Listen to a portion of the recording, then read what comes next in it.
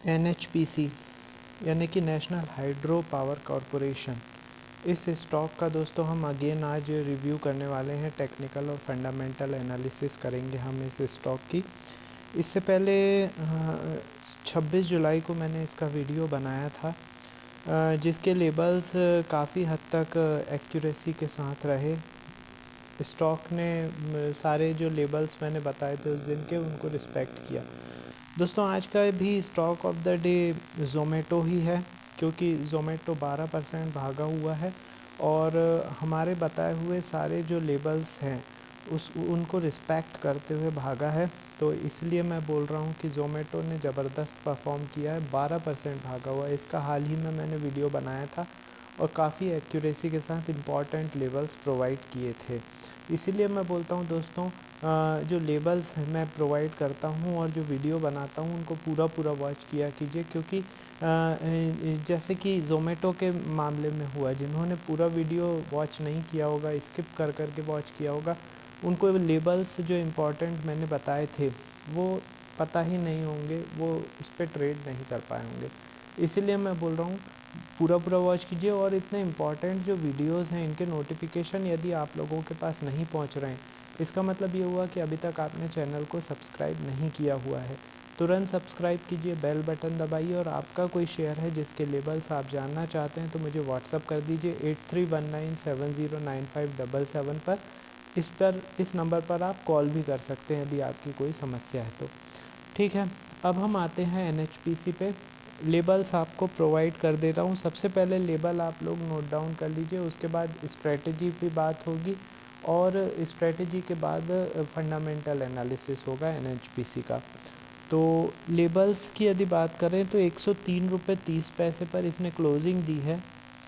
यदि ये स्टॉक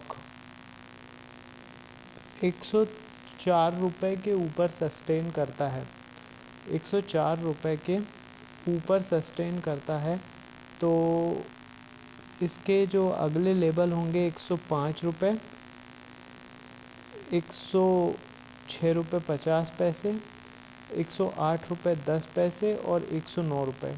अभी हाल फिलहाल में इतने ही लेवल्स प्रोवाइड कर रहा हूँ, क्योंकि काफ़ी नैरो रेंज में चल रहा है, कंसोलिडेशन फेस में है ये स्टॉक।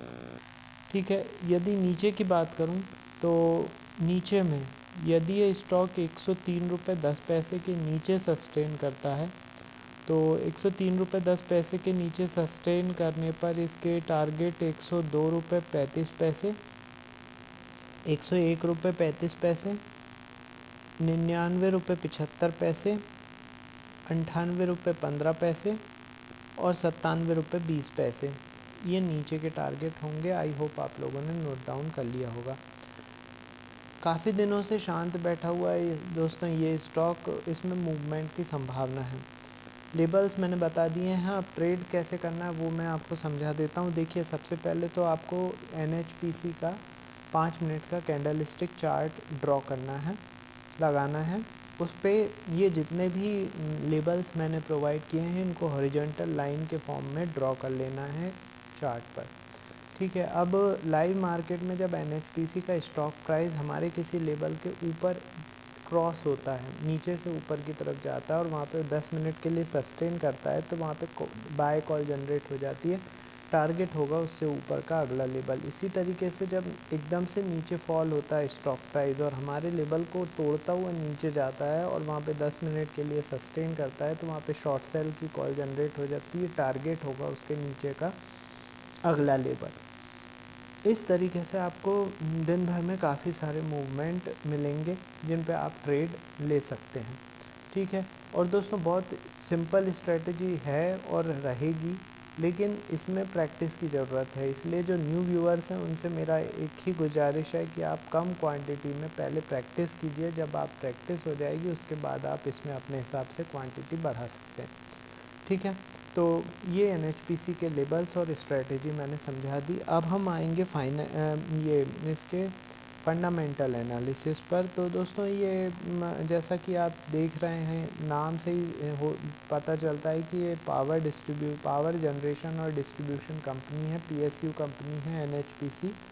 और रिन्यूएबल सोर्सेज से बिजली का निर्माण करती है। 1,03,775 करोड़ रुपए का इसका मार्केट कैप है।